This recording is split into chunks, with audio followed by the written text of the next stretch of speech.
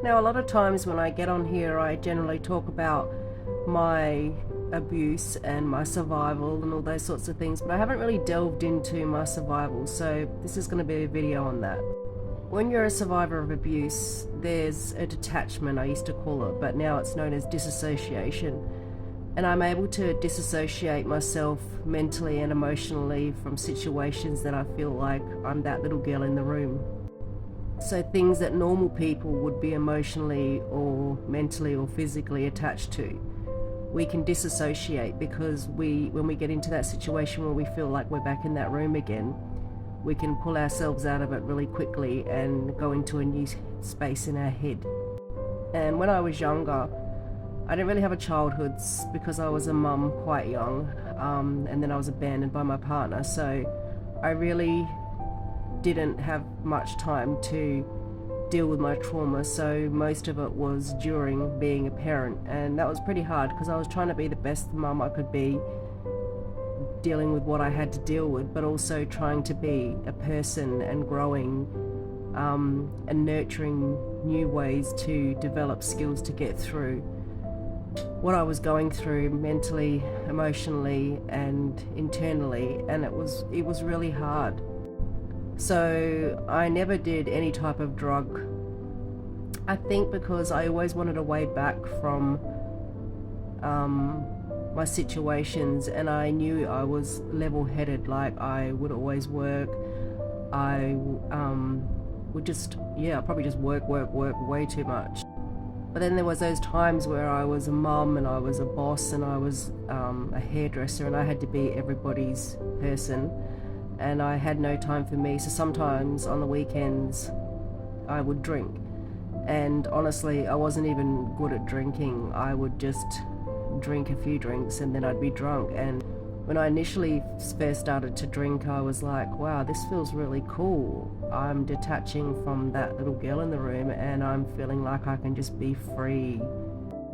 But then over time I used to what we would call it binge drinking. I'd drink really quickly before I'd even go out, so I'd be drunk before I'd even go out because I hated people staring at me.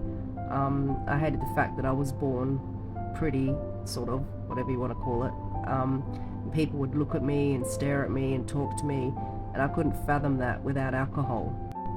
And I didn't realize it until I got older that why did I have to be drunk before I even went anywhere? But it was just to even make it bearable for me to be in a public place with people, especially men staring at me.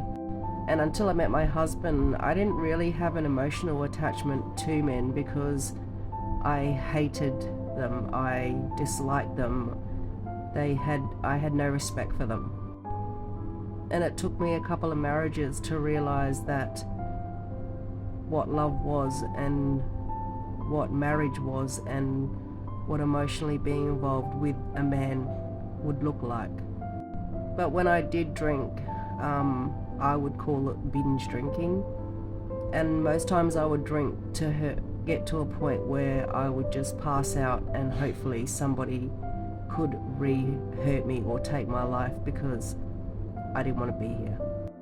I've been in gutters, I've woken up in places where I thought, what the fuck am I doing here?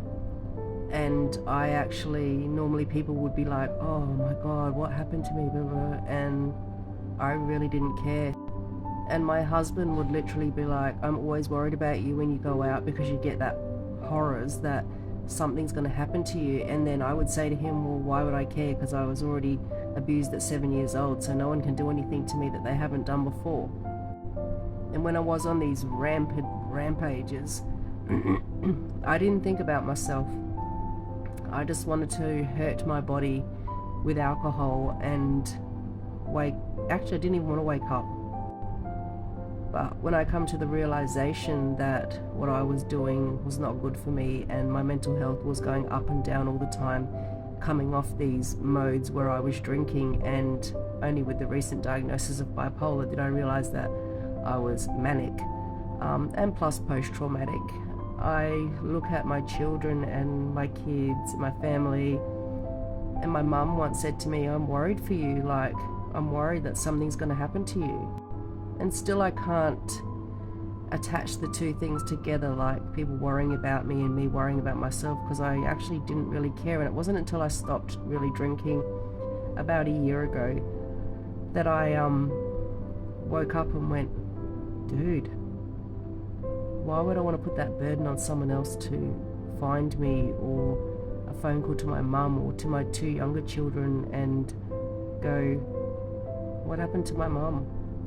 And then I took the onus upon myself to stop drinking, which I don't drink very well anyway, and realised that, you know, I don't need alcohol to be me. And that took a lot of freaking work, because I don't need to go to AA because I'm not an alcoholic, but to push that chain and thought of thinking around doing something really good for myself rather than something really bad. So guys, working on yourself is a really hard stint, but it's so rewarding, and I have learned a lot about my anxieties, my depression, my pros, my cons, things that trigger me, things that don't, and then I can actually attach them now to positive thoughts and bring myself back from those moments that I feel like I just don't want to be here anymore. So there is life there beyond trauma, and as I always say to you, forgiveness for yourself is the key. Stay blessed.